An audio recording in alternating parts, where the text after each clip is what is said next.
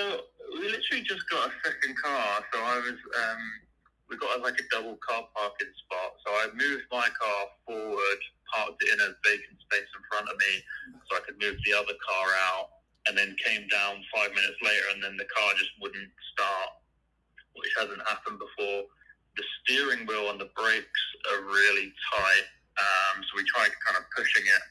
No luck with that either. So it's kind of just stuck. It seems like the electrics are messing up a little bit, because sometimes it will cut, all of the electrics will come on, like it will start the sat nav and whatnot, and other times it won't turn on and it'll say there's no key in the vehicle, but the key is in the vehicle. So Okay. not sure if it's an electrical issue. What size engine does it have? I think it's the 2 liter or the 2.4. It's the sports one. We'll go with the 2.4 for conversation's sake. So when you try to start it, you said it clicks? Oh, yeah. And then when I, sometimes when I try and start it, it will start ticking, and I have to press it again for that to go. Okay. Have you checked the battery? No. Okay.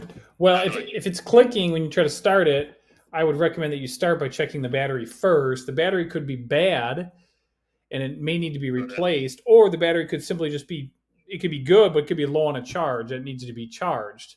If it's hot where you're at right now, because we're getting this heat wave, it's possible the battery went bad, because heat does kill batteries.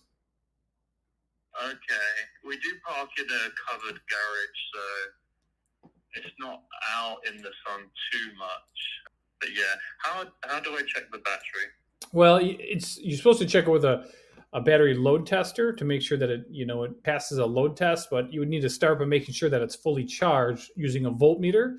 12.6 volts is a fully charged battery, and then once we know it's fully charged, we can go ahead and load test it with a battery load tester. How would I go about it? I don't have any equipment. Well, then you can either buy the equipment or you could hire a mechanic to do this for you. Probably easier to hire a mechanic at this point. Or you could just replace the battery and see if it does the trick. It's up to you. Okay. How much does battery normally set you back on something like this? It depends, $100 or so.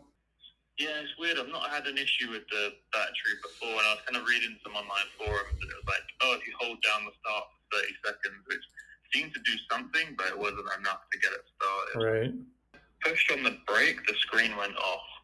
Probably because it's low on voltage, because your battery is probably bad or is low on a charge and it's struggling to power up. Got it. So it does sound like a battery issue.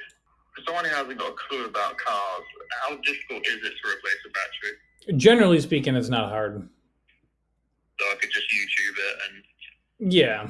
If the car's off, there's no risk of getting electrocuted or anything like that. No. Yeah, you're good. The only thing you don't want to do is just, is touch the battery cables together, or touch, the metal parts together when the battery's still hooked up.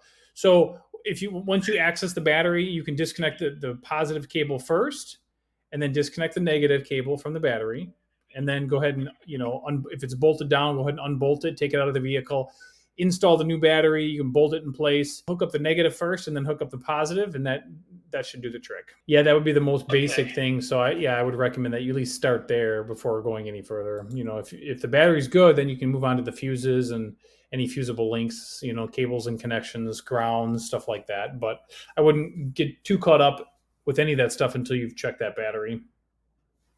Okay. All right. Let me do a little bit of research on that, see if I can figure out how to test it, or if not, I'll just buy a new one and hope that does the trick. Okay. That sounds good, my friend. All right. Thank you very much for your help. Appreciate it. All right. You bet. You're welcome.